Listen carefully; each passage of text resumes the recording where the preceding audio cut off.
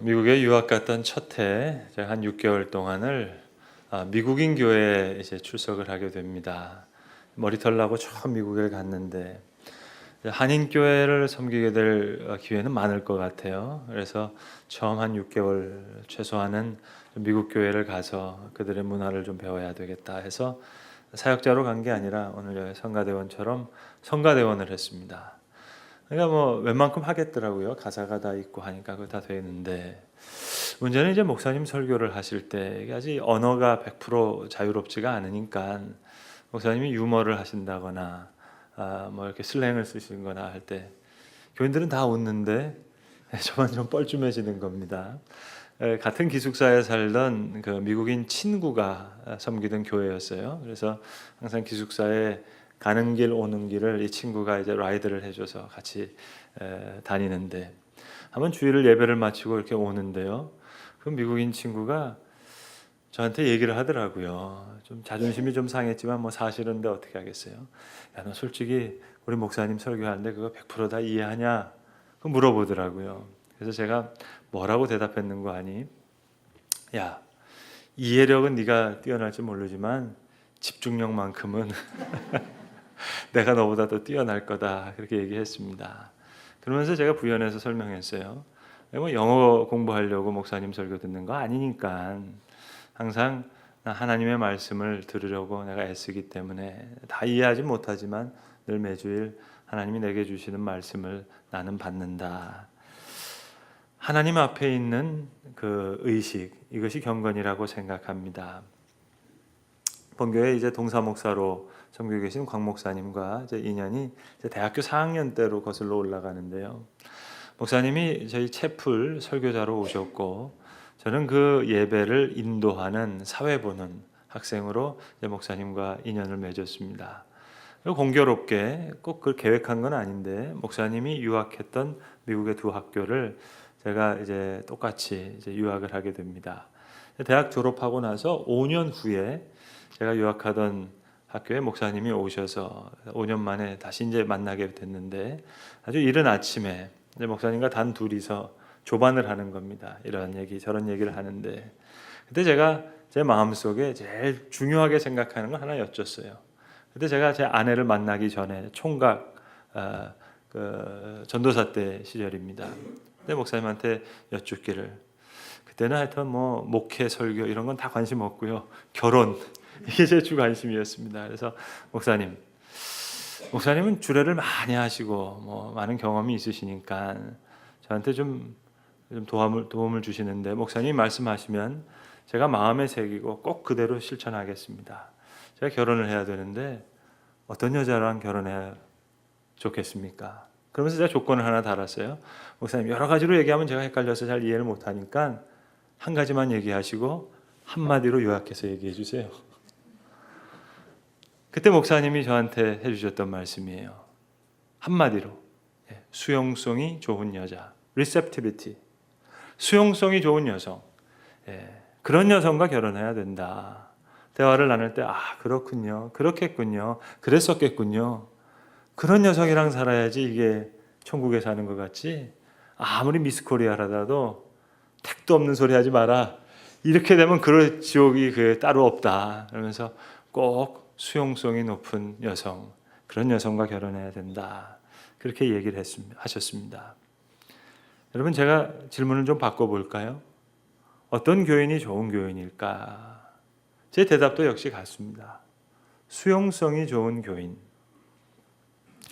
여러분 여기 부부로 계신 분들 여러분 계시는데 어떤 아내가 최고의 아내일까요? 물론 여러분 남편한테 물어보면 그런 대답하죠. 다시 태어나도 당신과 결혼하겠다고. 근데 그 남자 집사님들 저랑 만나면 솔직한 얘기 다 하시거든요. 목사님, 이거 아무리 법적으로 한 20년 살면은 다시 한번 바꾸는 걸로 입법을 해야 됩니다. 한 분도 계시고요. 지금 100세 시대인데 적어도 한 3여자랑은 살아봐야 되지 않겠습니까? 한 3번은 결혼해야 되는 게 좋겠다고. 그러면 이제 제가 여쭤봐요. 어떤 여성이 좋을 것 같냐고. 그럼 이제 여러 대답이 나와요.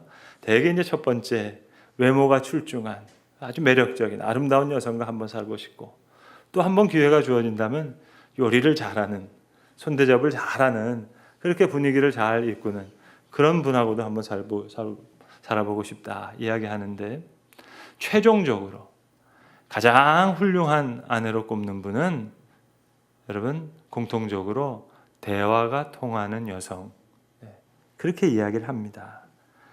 이것이 남편들이 원하는 아내예요. 질문을 다시 한번 바꿔볼까요?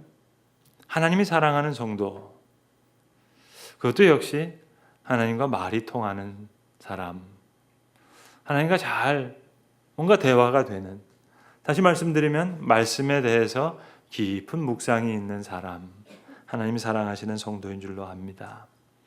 오늘 본문에 하나님을 경외하는 한 경건한 신앙인이 있습니다. 그는 이스라엘을 점령하고 있는 로마 점령군의 백부장입니다. 그 본부가 지금 가이사랴라고 하는 곳에 있는데, 이 가이사랴에 백부장 고넬료가 살고 있습니다. 여러분, 우리가 사회생활을 하거나 혹은 교회 속에서도 그런 경우를 가끔 볼 때가 있습니다. 내가 남보다 조금 높은 지위에 있거나 또 명예를 가지고 있다고 해서, 또 물질이 조금 있다고 해서 이걸 좀 헐월 벗어버리면 참 모든 관계도 편하고 신앙생활도 잘 할 수 있겠는데, 그걸 잘 벗어버리지 못하는 분들을 간혹 봅니다. 그러니까 과거의 조그마한 성공이 미래를 망치는 경우가 되겠죠. 조금 가진 거 몇 푼 때문에, 남과 조금 다른 그 몇 지위 때문에 그만 믿음의 문턱을 넘어서지 못하는 그런 안타까운 경우를 가끔 볼 때가 있습니다. 근데 오늘 고넬료는 전혀 그렇지가 않아요. 로마의 백부장입니다. 너가 지금 사람들을 요바에 보내서 베드로를 청해 오라 하는 천사의 음성을 듣고, 오늘 고넬료가 베드로를 지금 모시고 이 집에 들어오게 됐다 하는 겁니다. 제가 오래전에 오늘 성경에 나오는 이스라엘 요바라고 하는 지역을 가본 적이 있습니다. 그 텔아비브라는 그 우리 수도의 바로 옆에 있는 바닷가에 있는 도시인데요, 작은 마을입니다.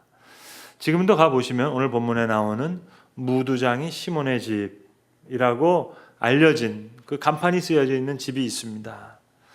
저는 한참 동안 이 집 앞에서 우두커니 서서 오늘 본문의 말씀을 한번 상상해 본 적이 있습니다. 특별히 설교자인 저에게 오늘 이 사도행전 10장의 말씀은 참 귀한 말씀이거든요. 너무나 소중한 말씀이거든요. 그래서 더욱 그랬던 것 같습니다. 여러분, 이 요바에 있는 무두장이 시몬의 집, 옛날 성경에는 피장이 시몬의 집이라 그러죠. 동물을 잡아서 가죽을 벗기는 거예요. 그 가죽을 가지고 이제 물건을 만들어야 되기 때문에 그 가죽을 이제 두들겨서 부드럽게 만드는 겁니다. 그러니까 이건 바닷가 옆에 있는 좋은 별장이 아니에요. 지금도 가서 보시면 시장통입니다. 냄새나는 그 동물 잡아서 가죽 벗겨서 연하게 하는 그런 순회 간의 수공업을 하는 시장 언저리에 있는 냄새나는 집입니다. 거기에 지금 베드로가 유숙하고 있습니다. 그런데 이 베드로를 이제 청해서 모셔옵니다. 그리고 오늘 본문은 이 베드로를 영접하는 고넬료의 모습입니다. 온 집안과 더불어 꿇어 엎드려. 얼마나 정성껏 절을 했는지 베드로가 당황해서 일으킵니다. 나도 사람이요. 갈릴리 어부입니다. 초라한 덥석불이 베드로에게 지금 로마 백부장 고넬료와 온 집안의 사람들이 지금 꿇어 엎드려 경배를 하고 있습니다. 그러니까 사람에게 한 것이 아니라 마치 하나님 앞에 경배하듯이 말입니다. 그리고 오늘 고넬료가 이런 고백을 하는 거예요. 이제 우리는 주께서 당신에게 명하신 모든 것을 듣기 위해서 여기 있나이다. 다 하나님 앞에 있습니다. 베드로 앞에 있는 게 아닙니다. 하나님 앞에 있다는 겁니다. 이 예배적인 경건, 하나님의 말씀을 듣고자 하는 경건한 자의 모습, 모든 계급, 자존심, 명예, 지위 다 버리고 하나님 앞에 한없이 낮아졌어요. 아주 겸손해졌어요. 분명히 사람의 입술을 통해서 들려지는 말씀이지만 오늘 내게 들려주시는 하나님의 말씀으로 듣고자 하는 그 마음입니다. 지금 어울리지 않는 두 사람이 만나고 있어요. 한쪽은 고넬료라고 하는 로마의 백부장이고 점령군 장교입니다. 오늘 이렇게 엎드릴 사람이 아닙니다. 엎드릴 필요도 없고 또 엎드릴 만한 사람도 아닙니다. 베드로라고 하는 이 피점령지에 있는 초라한 어부, 사회적 지위로 말하면 격이 맞지는 않습니다. 만날 이유도 없고 또 만날 때도 참 어색할 수밖에 없는 관계. 인간의 눈으로 보면 그런 상대입니다마는 오늘 고넬료는 베드로를 대하는 순간 마치 하나님 앞에 서 있는 사람처럼 하나님께서 보내신 자로 그렇게 믿습니다. 발 앞에 엎드려, 사람 앞에 엎드린 게 아니에요. 하나님을 향한 마음. 그러니까 고넬료의 마음은 베드로를 본 게 아닙니다. 베드로 뒤에서 역사하시는 하나님을 바라본 겁니다. 그를 보내신 하나님을 생각하고 이제 이렇게 엎드렸더란 말입니다. 우리가 다 하나님 앞에 있나이다. 주께서 당신에게 명하신 것을 우리에게 알게 하옵소서. 제가 아주 어렸을 때요, 저희 집에 목사님들이 신방을 오시면 부모님과 함께 이제 같이 목사님 신방을 받았던 기억이 나요. 목사님이 자녀들을 위해서 기도해주고 그러셨으니까. 근데 저희 집에 그 목사님이 신방 오시면 왜 신방 오셔서 그 가정에 맞는 성경 구절을 읽고 신방하시잖아요. 근데 제 기억에 여림은 9번은 항상 이 고넬료 사도행전 10장 얘기를 하시는 거예요. 제 아버님이 군인이셨기 때문에. 나중에 목사 되고 보니까는요, 그 목사님 신방 가이드가 있더라고요. 그래서 의사인 가정에는 이런 본문, 기업인 가정에 이런 본문. 아마 목사님들도 그거 보셨던 것 같아요. 그래서 하여튼 그 사도행전 10장을 늘 읽으셨는데 그 10장의 앞에 부분을 주로 읽으셨습니다. 제 기억으로는. 거기 보시면 고넬료가 경건해서 지방과 더불어서 하나님 앞에 예배하고 또 늘 구제하고 하나님 앞에 늘 기도했던 그런 가정이었으니까 그렇게 사시라는 뭐 그런 말씀이었던 것 같습니다. 근데 사실 고넬료와 관련된 성경 본문은 오늘 우리가 읽은 이 뒷부분이 훨씬 더 중요합니다. 왜냐? 그 앞에 있었던 고넬료의 종교적인 경건이 오늘 이 순간 아주 복음적인 경건으로 탈바꿈하는 한 단계 더 성숙하는 그 결정적인 순간이 바로 오늘 본문의 장면입니다. 네가 요빠에 사람을 보내서 베드로라고 하는 시몬을 청하라. 이제 하나님이 쓰시는 고용하신 당신의 사람을 통해 오늘 내게 말씀 주신다. 그가 늙었든 그가 가난하든 그가 무식하든 그게 중요하지 않아요. 하나님께서 하나님의 사람을 통해서 말씀하신다. 우리가 다 하나님 앞에 있습니다. 지금 그의 종교적이었던 경건이 아주 구체적인 복음적인 경건으로 성숙되고 변화되는 그 시간입니다. 들어보고 판단하겠다는 얘기가 아니에요. 들어보고 들을 얘기가 있으면 듣겠다는 얘기가 아닙니다. 벌써 마음을 정했어요. 하나님이 당신에게 명하신 모든 것을 듣고자 우리가 다 하나님 앞에 있습니다. 그동안 드렸던 기도가 있었어요. 오랜 기도의 응답으로 받겠다는 얘기입니다. 여러분 예배 마치고 이제 어느 교회든지 나갈 때 이제 성도들이 목사님하고 인사하시잖아요. 근데 그 인사하실 때 여러분 인사를 잘하셔야 되는데 저는 그런 인사도 받아봤습니다. 목사님 되게 피곤해 보이시네요. 안 편하게라도 그 얘기 들으면 좀 괜히 피곤해지고 그래요. 근데 여러분 제일 좋은 인사가 뭔고 하니 목사님 오랜 기도의 응답을 제가 오늘 말씀을 통해서 받았습니다. 그거보다 귀한 인사는 없겠죠. 오늘 고넬료가 계속 기도했어요. 오늘도 사흘 전에 9시에 기도했고 그리고 앞에 보시면 항상 기도하는 사람이었고 여러 기도의 응답으로 지금 그 기도의 응답으로 모든 것을 받겠다는 겁니다. 내 기도를 들어 응답하여 주신 하나님의 응답으로 이미 순종하며 말씀을 듣겠다는 거예요. 우리 신앙인들은 어느 시골을 여행하더라도 어느 산골짜기에 있는 예배당을 볼 때도 그것처럼 반가운 예배당이 없어요. 참 정겹습니다. 어떤 분들이 그곳에서 모여서 예배하는지 모르더라도 시골 예배당이 우리에겐 참 정겹게 여겨지는 분들. 왜 그렇겠습니까? 하나님을 사랑하는 마음이 있다 보니까 어떤 무리들이 모여서 예배하는지 모르지만 그 예배하는 장소가 다 귀하게 보이는 거죠. 아무리 시골교회, 아무리 오래된 낡은 마룻바닥이라도 좋습니다. 우리는 거기서 우리의 마음이 환하게 하나님께로 열려지는 것과 같은 그런 느낌을 받으니까는요. 여러분, 말씀을 사랑한다는 것은 그 말씀에 대한 추억과 기억과 간증과 스토리들, 그게 덧입혀진다는 얘기예요. 여러분이 가족 중에 사랑하는 남편, 아내, 사랑하는 자녀들이 귀한 이유가 뭡니까? 나와 함께 겪은 일들이 많아요. 함께 추억을 공유하는 부분이 많아요. 경험을 같이 많이 했어요. 스토리가 많아요. 사연이 많아요. 그래서 귀한 거예요. 남편이 세상에서 제일 잘나서가 아니라, 아내가 이 세상에서 제일 아름다워서가 아니라 함께 경험한 일이 많아요. 그 시간과 공간 각각에 공유되고 있는 부분이 많아요. 그래서 귀한 겁니다.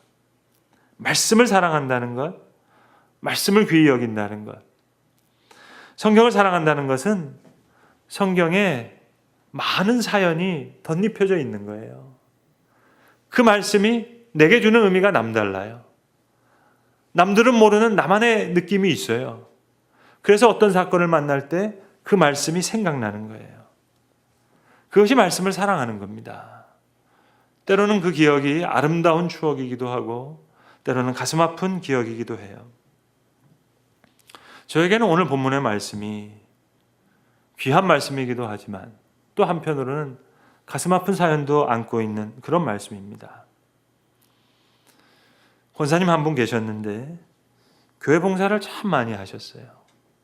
30대 후반에 일찍 남편을 여의시고 한평생을 교회를 위해서 봉사하셨던 분이었어요. 이름만 되면 다 아시는 교회, 권사회 회장도 하시고 예배부 부장도 하시고. 제가 그동안 장례예식을 많이 했지만 제가 치른 장례예식 중에 아마 조문객이 제일 많았던, 마지막 그 발인하는 예배에서도 그 큰 장례의식이 꽉 찰 만큼 그런 권사님이셨어요. 그런데 그 권사님 세상 떠나시면서 그분도 그러셨고 저도 그랬고 살아있는 후손들에게 더 좋은 귀한 신앙의 추억을 들었을 수 있었을 텐데 하는 그런 아쉬움이 참 많았습니다. 권사님이 저한테 직접 그러셨어요. 목사님, 이 혈액암으로 투병하시다가 세상 떠나셨는데 목사님 제발 저를 위해서 좀 기도를 해주세요.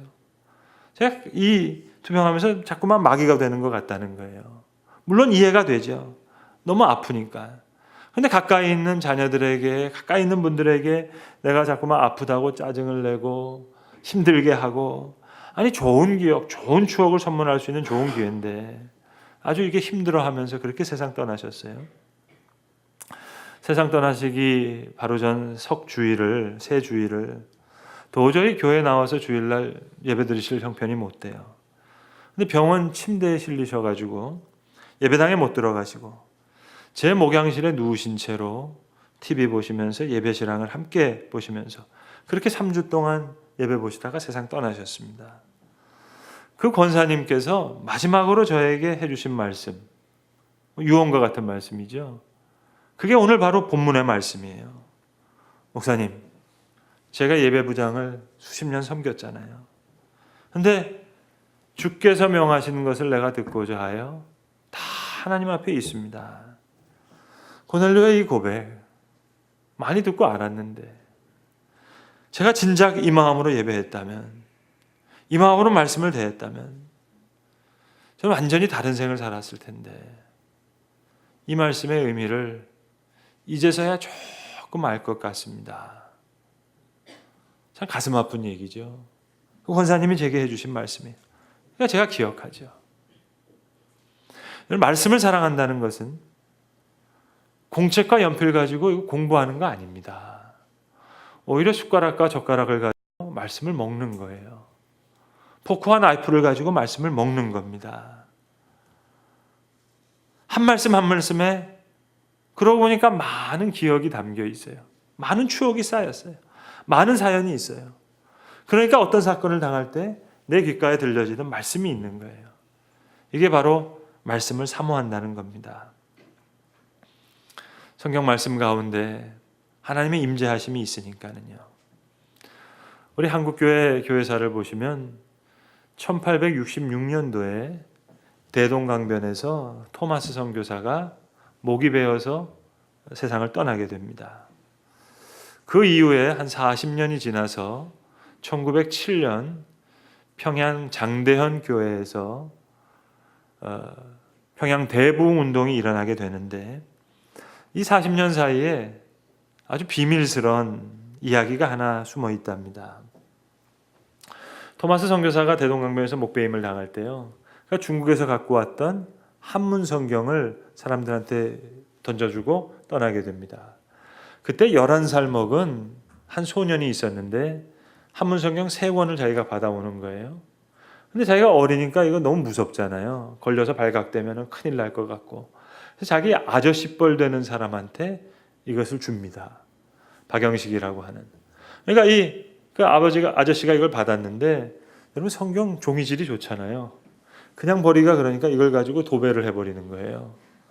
그러니까 이 11살짜리 최치량이라고 하는 소년이 나이가 들어서 다시 이 아저씨한테 이 집을 삽니다. 그리고 그 집을 여관처럼 운영하게 되는 거예요. 그런데 그 여관에 마포 삼열 선교사님하고 한석진 목사님이 오셨다가 깜짝 놀라는 거예요. 이 온통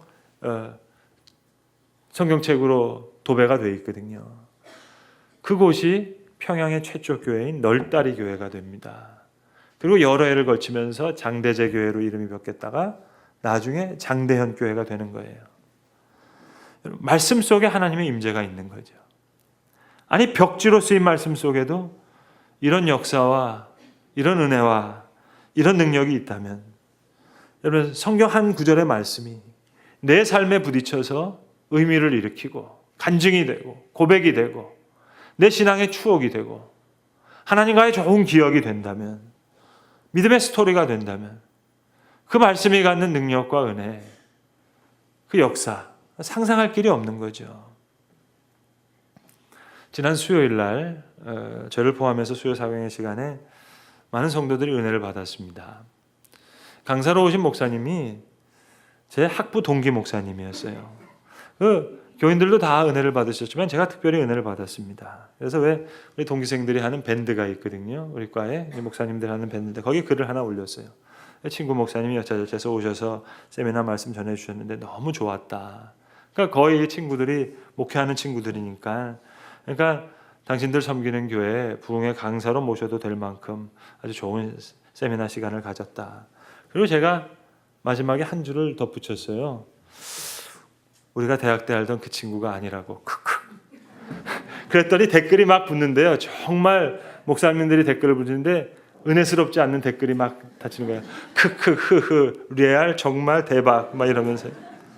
그때 예수님 말씀이 생각나더라고요. 선지자가 그 고향에서 환영을 받지 못한다. 여러분, 이 선지자의 마음, 이게 문제라니까. 선지자의 고향과 같은 마음, 이게 문제라니까요. 예수 믿은 지 몇십 년쯤 되면은요, 장로님 권사님쯤 되면은 성경을 안다고 생각해요. 천만의 말씀이에요, 여러분. 이 말씀은 대충 이런 말씀이고 저 말씀은 저런 뜻이지. 그게 바로 선지자의 고향과 같은 마음이에요. 그런 마음으로는 절대로 하나님의 말씀을 만날 수가 없어요. 하나님은 성경 가운데서 우리를 기다리고 계세요. 또 말씀해 주고 싶어 하세요. 내 오랜 기도의 응답을 오늘 여기서 얻는 거예요. 전 작은 표현이지만 예배를 인도할 때마다 항상 구두를 갈아 신습니다. 제가 지금 신고 있는 이 구두는 아무 데서나 신는 구두가 아니고요, 꼭 말씀 전할 때만 신는 구두예요. 요만큼이라도 뭔가 새로운 말씀으로, 마음으로 말씀을 대하고 말씀을 전하고 싶다는 제 마음의 작은 표현입니다. 오늘 고넬료의 마음에는 선지자의 고향과 같은 마음이 없어요. 우리가 다 하나님 앞에 있습니다. 성령의 고용된 바를 전하는 자와 듣는 자가 함께 느끼고 있어요. 너는 사람을 보내서 욥바에 있는 베드로를 청해 오라. 이 말씀을 듣고 베드로를 청해 왔던 고넬료가 이렇게 말합니다. 우리가 다 하나님 앞에 있나이다. 당신에게 명하신 하나님의 명령을 듣고자 우리가 다 하나님 앞에 있습니다. 여기서부터 교회가 시작됐습니다. 사도행전 2장이 유대인들의 오순절이라면 사도행전 10장은 이방인의 오순절입니다. 여기서부터 교회가 시작되는 거예요. 여기서부터 다시 예배가 시작되는 겁니다. 여기서부터 이렇게 복음의 역사는 시작되었던 것입니다. 기도하겠습니다. 아버지 하나님, 비천한 베드로 앞에 엎드려서 하나님이 기뻐하시는 자의 경건을 지켰던 고넬료와 같이 주의 말씀을 대하고 또 주의 말씀인 성경을 대할 때 항상 하나님의 임재 앞에 성령께 교용된 시간을 통해서 내게 오늘 들려주시는 하나님의 거룩한 음성을 들을 수 있는 주의 사람들이 되게 하시옵소서. 그 복음적인 경건을 오늘도 우리에게 허락하여 주시고 오랜 기도의 응답을 주시는 말씀 통해서 받을 수 있는 하나님의 사람들 되게 하여 주시옵소서. 우리 주 예수 그리스도의 이름으로 기도합니다. 아멘.